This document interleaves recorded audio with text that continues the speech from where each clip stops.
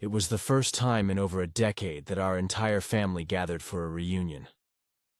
My cousin Lily had arranged it at Uncle Ray's place, a large old farmhouse on the edge of the woods in Pennsylvania. I was hesitant. I hadn't seen Uncle Ray since I was 12, and even then, he gave me the creeps. Not because he did anything weird, but because of how quiet he was. He had this slow way of staring at you like he was memorizing your face. But Lily insisted, and everyone else seemed excited. So I packed a weekend bag, got in my car, and drove the 3 hours to the house. It was the kind of place that looked like it hadn't changed since the 60s. Faded yellow paint, creaky floors, and that musty, sharp smell you only get from houses that have been sealed up too long. When I stepped inside, the noise of laughter and clinking glasses filled the air. Aunts, uncles, cousins, everyone was there, catching up and smiling. For a moment, it actually felt warm. Uncle Ray was sitting in a wooden chair near the fireplace. He gave me a nod when I walked in, but said nothing. Just stared, like he always had. I gave him a quick smile and walked away. The reunion went on through the evening. Barbecue outside, kids running through the yard. Someone brought a karaoke machine. Around midnight, people started heading to bed, or leaving for nearby motels. I was one of the few staying overnight in the house. Lily had claimed the guest room, and I was told I could sleep in the basement. I didn't want to. Something about that place felt off. But I didn't want to be rude either. So I nodded, took the folded sheets, and headed downstairs. The basement was huge and unfinished. Cement floor, exposed beams, and a single bare bulb hanging from the ceiling. There was an old mattress in the corner, stained and sagging. I laid the sheets on it and tried to make myself comfortable. It was cold, damp, and too quiet. I kept hearing faint noises, like soft knocking or shifting wood. But I told myself it was an old house. Old houses make sounds. I must have dozed off because I woke up hours later, completely disoriented. The bulb was still on, but it was dimmer, now flickering slightly. That's when I heard footsteps, soft, slow, coming down the basement stairs. I froze. My heart thudded in my chest. I didn't move, didn't even breathe. The footsteps stopped halfway down. Whoever it was just stood there. I couldn't see their face, only their legs from the knees down, bare feet, pale, not moving. I sat up slowly. "Hello?" I called out, voice cracking. The figure didn't respond. I stood, feeling the chill of the concrete under my bare feet, and stepped forward. And then they turned around, without saying a word, and walked back up. I waited. 5 minutes. 10. Nothing. I finally built up the courage to go upstairs. The entire house was dark. Everyone was asleep. I checked every room. Lily's door was closed. Uncle Ray's was cracked open. He wasn't in bed. I looked down the hall toward the kitchen. There was a light on. I walked toward it and stopped at the doorway. Uncle Ray was standing by the sink, not moving, just standing there, looking out the window into the pitch-black yard. I didn't say anything. I just turned and went back downstairs. Something told me not to ask. I laid back down on the mattress and left the light on. I didn't sleep again. In the morning, people were packing up. The house was buzzing with conversation and goodbye hugs. Uncle Ray was in his usual chair, staring into nothing. As I grabbed my bag to leave, Lily caught my arm. She looked tired, eyes shadowed. "You slept in the basement, right?" "Yeah." She hesitated. "Did you see anything?" I paused. "What do you mean?"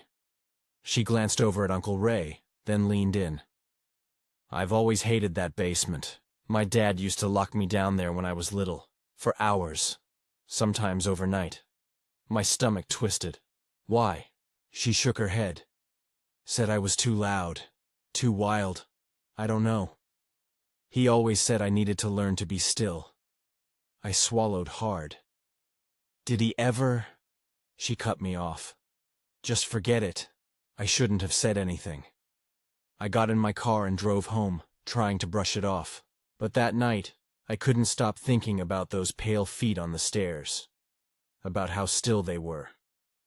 How quiet. It's been 6 months now. Last week, I got a text from Lily. Dad died in his sleep, cleaning out the house this weekend. You, free? I haven't replied. I keep thinking about the basement, about that moment when the feet stopped on the stairs, and how, when they turned to go back up, they never made a sound.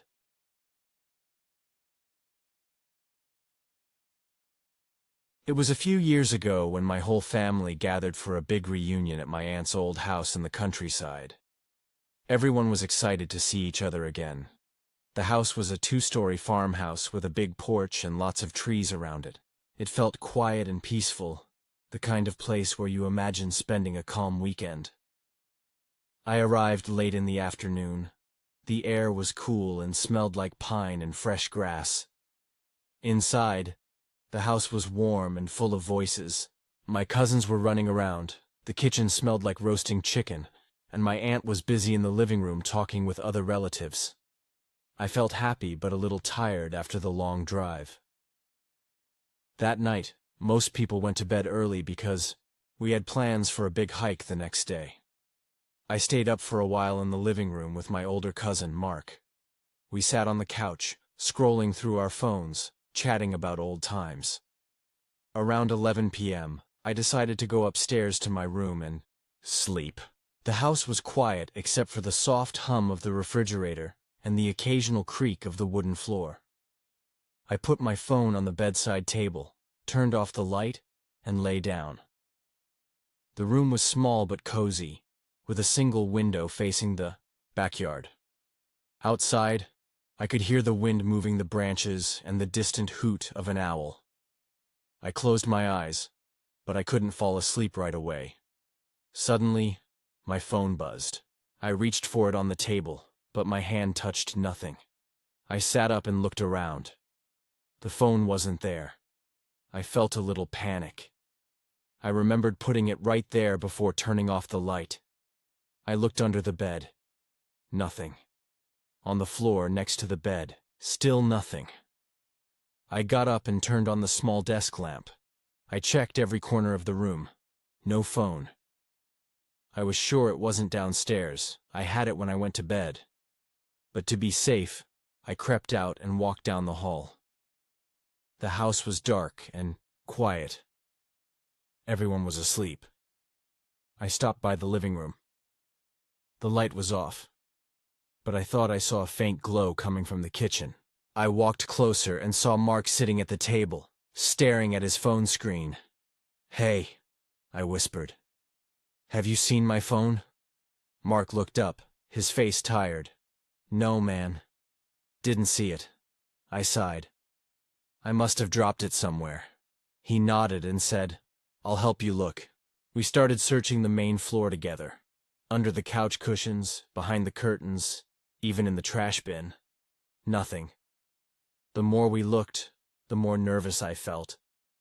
It wasn't just about the phone anymore. It was like the quiet house was watching me.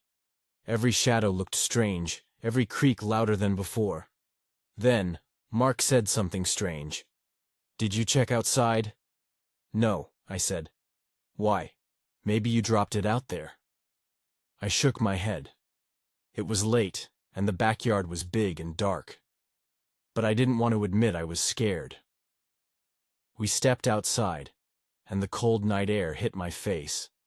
The yard was dim, lit only by the moon. The trees made long shadows that moved with the wind. I shivered. We looked around near the porch and the steps. Mark used his phone's flashlight to scan the grass and flower beds. After a few minutes, we found a small black object by the garden fence. I picked it up.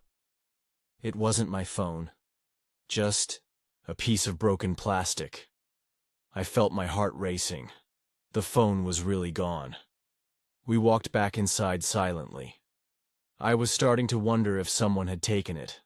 The next morning, the whole family gathered for breakfast. I didn't tell anyone about the lost phone. I didn't want to ruin the mood. But as the day went on, strange things started to happen. At first, small things. My glass of water was half empty when I didn't drink it. My keys were not where I left them, and I heard footsteps outside my room when no one was there. I told Mark about it, and he laughed. "You're just tired, man." But that night, I wasn't so sure. After dinner, the family sat around the fireplace. The air smelled of burning wood and cinnamon. I tried to relax, but my mind kept going back to the missing phone and the strange noises. Later, I went to bed early again. This time I kept the lamp on. Around midnight, I heard a soft tapping on my window. My heart jumped. I got up and looked out. The backyard was empty. Nothing but the swaying trees. I told myself it was just a branch hitting the glass. I went back to bed. Minutes later, tapping again. Louder this time. I grabbed my phone to check the time. But my phone wasn't there. I froze. Got out of bed, turned on the lamp, and opened the window. A cold breeze rushed in. I looked around carefully. No one. But when I closed the window, I noticed something on the sill. It was my phone. Covered in dirt and scratches, screen cracked. I picked it up and turned it on. It was unlocked. There was a message on the screen, just one word: leave. My hands shook. I dropped the phone. The lamp flickered. For a moment, I thought I saw a shadow outside the window. I closed the curtains fast. I didn't sleep again that night. The next day, I told my aunt about the message. She looked worried. "Maybe someone is playing a prank," she said. But I didn't believe her. The rest of the weekend was tense. I kept checking the windows and doors, but no one ever appeared again. When the reunion ended, I packed quickly and left. To this day, I don't know who took my phone or why they left that message. Sometimes I wonder if it was someone from the family. Someone watching, waiting, or maybe, just maybe, it was a stranger hiding nearby, using the reunion as a way to get close. I never got answers. And every time my phone buzzes unexpectedly, I feel that cold fear again. The fear that something is still watching me.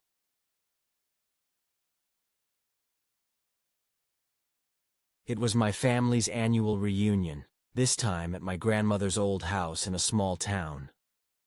I don't remember exactly how many people showed up, but the house was full of cousins, aunts, uncles, and lots of kids running around.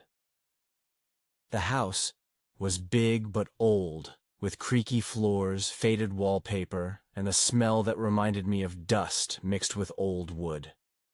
I was happy to see everyone, but after a long day of talking, eating, and laughing, I was ready to sleep. I had the second-floor bedroom. That used to be my mom's when she was a kid. The room was small, with a single window and a wooden door that creaked when you opened it. That night, after everyone else went to bed, I lay on the bed, listening to the quiet sounds of the house. The clock ticked loudly. Outside, I could hear the wind pushing against the windows and leaves brushing the walls. I was just about to fall asleep when I heard a noise from the hallway. A soft thud, like something heavy being dropped. I sat up and listened. Then the noise came again, thud, thud, like footsteps, but slow and careful. I thought maybe it was my uncle going to the bathroom, so I didn't worry.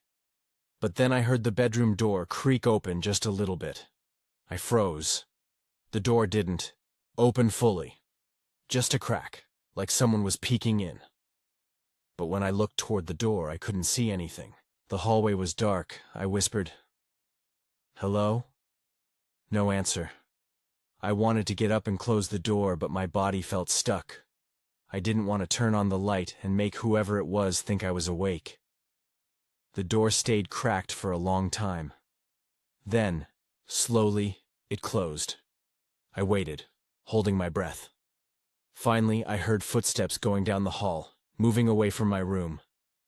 I closed my eyes and tried to calm down. Maybe it was just my imagination, or maybe someone was sleepwalking. The next morning, I told my cousin Sarah about what happened. She laughed and said, "Maybe it was the ghost of Grandma's old cat." I forced a smile, but felt uneasy. Later, that day, my uncle mentioned something strange. He said the basement door downstairs had been locked for years because no one knew what was inside. My curiosity grew. After dinner, I asked my aunt if I could see the basement. She said it was fine, but warned me to be careful because the stairs were old and the door was heavy. I went down alone. The air was cold and smelled like damp earth. The basement was dark except for a small window near the ceiling that let in a little moonlight. I saw the door at the bottom of the stairs, the one my uncle had talked about. It was wooden, thick, and had a rusty lock. I tried to open it. It didn't budge. I looked closely and saw the lock was old but strong. I felt a strange chill. I backed away and went upstairs. That night the strange noises came back. Thuds in the hallway, whispers. I couldn't understand. And the door to my room creaked open again, just a little bit. This time, I grabbed my phone and turned on the flashlight. I looked out the door, but the hallway was empty. I wanted to scream, to run downstairs and tell everyone, but I felt frozen. The next day, I asked my cousin if anyone else had heard the noises. She said her younger brother had heard them too, but no one took it seriously. That night, I stayed awake, listening. At around 2 a.m., I heard the basement door slam shut. My heart pounded. I grabbed a flashlight and crept downstairs. The basement was pitch black. I shined the light toward the locked door. It was slightly open. I reached out and pushed. The door swung inward with a loud creak. Inside was a small room, filled with old furniture covered in dust and spider webs. But in the corner was a wooden chest. I walked over and opened it slowly. Inside, there were old letters, photographs, and something else. A small box wrapped in cloth. I opened the box. Inside were old keys. I took the keys with me upstairs. The next morning I showed them to my aunt. She looked surprised and said, "Those belong to Grandma's father. He locked up some things after the war and never talked about them." I asked if we could open the basement door properly. She nodded. That evening, we gathered as a family and used the keys to unlock the basement door. When it opened fully, a cold breeze rushed out, carrying the smell of dirt and something else, something metallic. We stepped inside carefully. The room was empty except for the chest and a small trapdoor in the floor. My uncle opened the trapdoor. Below was a narrow staircase leading down into darkness. No one wanted to go down. We decided to leave it for the next day. That night, the noises stopped. But the feeling of being watched didn't. The next morning I woke to find a note slipped under my bedroom door. It said, "Some doors should stay locked." No one knew who left it. I packed my things and left soon after. I never went back to that house. Sometimes I wonder what was really behind that basement trapdoor, and why someone wanted to warn me.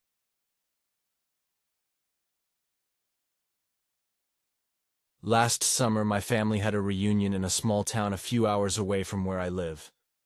My parents rented a big house near the lake where we could all stay together. It was an old house but looked nice. White paint, a porch, and big windows. We arrived in the late afternoon, and everyone was excited to be there. The first day was full of laughter and fun. We swam in the lake, cooked dinner together, and told stories around the fire. But that night, something happened. that still haunts me. After dinner, I went to the bathroom before bed. The bathroom was just down the hall from my bedroom. It was dark, with only a small nightlight on. When I finished, I walked back down the hall toward my room. But the house was confusing. The hall had several doors, and I got turned around. I thought I was heading to my bedroom. But somehow, I ended up at the front door instead. I was surprised because I wasn't supposed to leave the house alone at night. I opened the door and stepped outside. The air was cool and smelled like wet grass and wood smoke. The street was quiet. I looked back at the house. It was dark and the windows were black. No lights. I thought maybe the family was already asleep. I closed the door softly and walked toward what I thought was the porch. But the door I entered from was locked behind me. I tried to open it again, but it wouldn't budge. Suddenly, I realized something was wrong. I was standing in front of a different house, not the one my family was staying in. This house was smaller, older, and looked run down. The porch light flickered weakly. I felt a chill. I knocked softly on the door. No answer. I knocked louder. Still nothing. Then, I heard footsteps inside, slow and heavy. I stepped back. My heart was pounding. I called my parents, names, but no one answered. I looked around. The street was empty. No cars, no people. I was alone.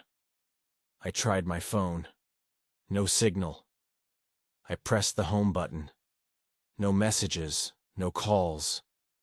Just a dead screen. I slammed the phone against the ground in frustration. Was scared now. I tried the door one more time. This time, it creaked open just a little. I heard breathing inside, heavy and slow. I stepped back. Suddenly, a figure appeared in the window. A man. His face was hard to see, but I could tell he was watching me. I panicked and ran down the street. I didn't know where I was going. I just wanted to get back to my family. After a few minutes of running, I found a streetlight. I looked around. The houses were all dark except the one I came from. I called my parents again. Still no answer. Then I heard a voice behind me, soft but low. Hey! I turned quickly. No one was there. My hands were shaking. I ran faster. Suddenly, a car's headlights flashed at the end of the street. I waved my arms. The car slowed and stopped. It was a young woman. She rolled down her window. "Are you okay?" she asked. I nodded quickly. I told her I was lost and needed to find my family. She said she'd help and drove me back to the big house by the lake. When we got there, the lights were on, and people were outside looking worried. My parents hugged me tight. They said I had been gone for nearly an hour. I told them about the wrong house. They were confused. They said the big house had no neighbors close by, only forest and lake around. The woman who helped me was a neighbor who lived a few miles down the road. She said there was no way I could have walked to that strange house from here. I didn't understand. I kept thinking about that man in the window. Who was he? Why? Did the door open? Why did the house look so real but so wrong? That night, I couldn't sleep. I kept hearing footsteps outside my window, and the feeling that someone was watching me. The next morning, my family decided to leave early. As we packed the car, I looked back at the house one last time. For a moment, I thought I saw the man's face at one of the windows. But when I blinked, he was gone. To this day, I still don't know how I ended up at that house, or what would have happened if I stayed outside. Sometimes when I'm alone at night, I wonder if I really left the safe place or if I was just dreaming, and that thought scares me more than anything else.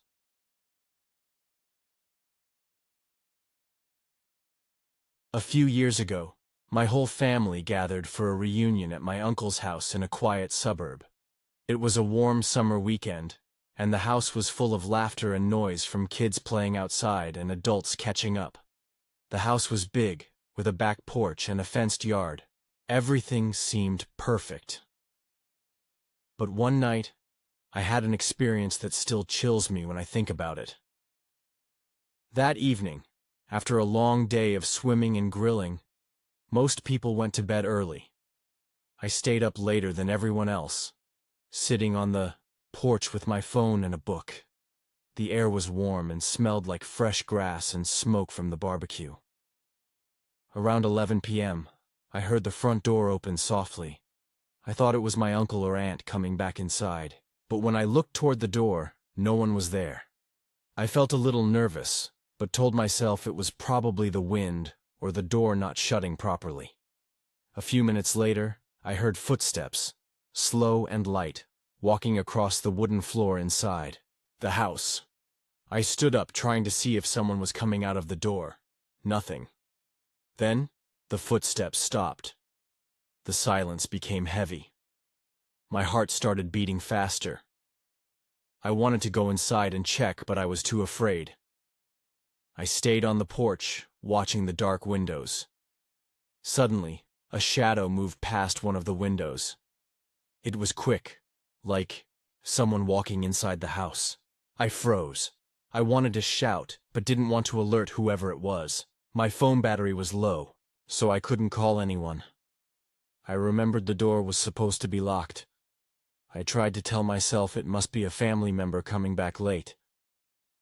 But then I heard a soft sound. A whisper. Coming from the window. I couldn't make out the words, but it sounded like someone was talking to themselves. I slowly backed away from the porch. Inside the house, I heard something fall with a loud crash. I gasped and ran around to the front door. I pulled on the handle. It was locked. I knocked loudly, no answer. I tried my phone again, still no signal. Panic hit me. I didn't know what to do. I ran around the house, looking for another door. Then I saw the back door. It was slightly open. I pushed it open and slipped inside. The house was dark and smelled like cleaning products and old wood. I held my breath and walked inside, hoping to find someone. Called out, "Hello?" No response. I moved carefully through the hallway, my footsteps echoing. Then I heard the whisper again. This time, I thought I understood one word. Leave. I stopped. A cold sweat broke out on my skin. I wanted to leave, but the front door was locked. I moved toward the stairs, hoping to find a phone upstairs. As I reached the bottom step, I saw a shadow at the top of the stairs. It was a tall figure, standing still. I couldn't see a face, only the shape. I felt frozen. The figure didn't move. After a moment, it slowly turned and disappeared into a room upstairs. I didn't follow. I ran back to the back door and slipped outside. The yard was dark and quiet. I looked around. No cars, no people, just the sound of crickets. I ran down the street, not stopping, until I reached a neighbor's house. I banged on the door. A woman opened it, surprised to see me. I told her what happened. She called my uncle right away. Soon, my family came running. We all went back to the house. The doors were open now. No one was inside. Nothing was missing. No sign of anyone breaking in. My uncle said the locks were old and sometimes jammed, but I knew what I saw. Someone was inside that night. Someone who wanted me to leave. Since then, I haven't felt safe in quiet places at night. I keep wondering who that silent visitor was, and what would have happened if I stayed inside.